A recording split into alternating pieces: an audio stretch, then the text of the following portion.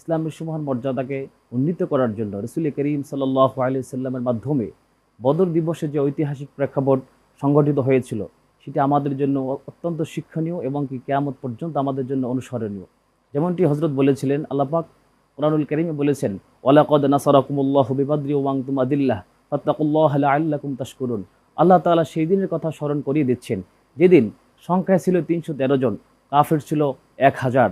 তারা ছিল অত্যন্ত অশ্বারোহী এবং অস্ত্রশস্ত্র সুসজ্জিত, কিন্তু সাহাবায়ে কেরাম ছিল ক্ষুধার্ত, দুর্বল এবং তারা ছিল অস্ত্রহীন বলা চলে, একদম দুর্বল। আল্লাহ পাক তাদের প্রশংসা করে বলেছিলেন, অন্য আয়াতের মধ্যে আল্লাহ বলেছেন, এখানে আল্লাহ তাআলা বলেছেন বিবাদরি ওয়া আনতুম আদিল্লাহ, যেদিন তোমরা ছিলে অত্যন্ত দুর্বল, সম্বলহীন ছিলেন, সেদিন তোমাদেরকে আল্লাহ তাআলা সাহায্য করেছিলেন। সুতরাং তোমরা ফাত্তাকুল্লাহ, আল্লাহকে ভয় করো, লাআল্লাকুম তাশকুরুন, আল্লাহর শুকরগুজার বান্দা হয়ে যাও।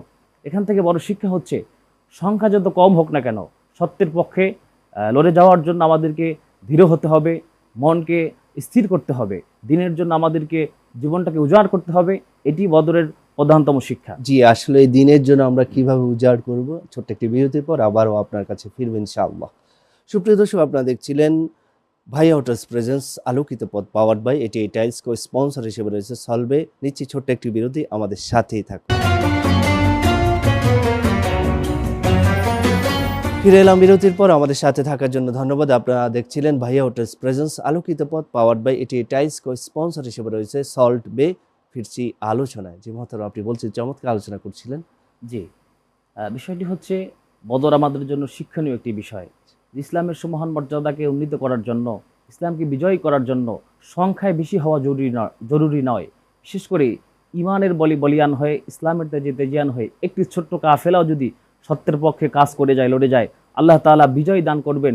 এটি অন্য আয়াত আল্লাহ তাআলা বলেছিলেন, যে যেমনটি আমরা দেখতে পাই এই সূরাতুল আনফালের মধ্যে আল্লাহ তাআলা বলেছেন, ইজ তাকুলু লিল মুমিনিনা আলা ইয়াকফিয়াকুম আইয়ুমিদ্দাকুম রাব্বুকুম বিসালাসাতি আলাফিন মিনাল মালাইকাতি মুনজালিন।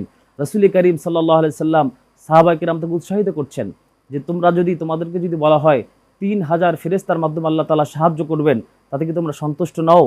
বিষয়টি হচ্ছে এরকম যে আল্লাহ তাআলার জন্য লড়ে গেলে, আল্লাহ তাআলার জন্য যদি মানুষ ছুটে চলে, দিন কায়েমের জন্য, দিনকে বিজয়ী করার জন্য, সাহায্য আল্লাহ তাআলা করবেনই। এটা আল্লাহ তাআলার ওয়াদা।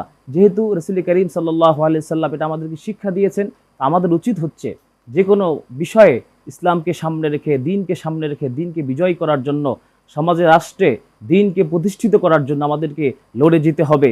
সংখ্যা যত কম হোক না কেন, কিন্তু সেটার মধ্যে মূল শর্ত হচ্ছে ঈমান থাকা, যেটা আল্লাহ রাব্বুল আলামিন কোরআনুল কারীমে বলছে, ওয়ালা তাহিনু ওয়ালা তাহজানু ওয়া আনতুমুল আলাউনা ইন কুনতুম মুমিনিন। চমৎকার বলছে আল্লাহ পাক সুবহানাহু ওয়া তাআলা যে তোমরা চিন্তিত হবে না, তোমরা হতাশাগ্রস্ত হবে না, তোমরা হচ্ছে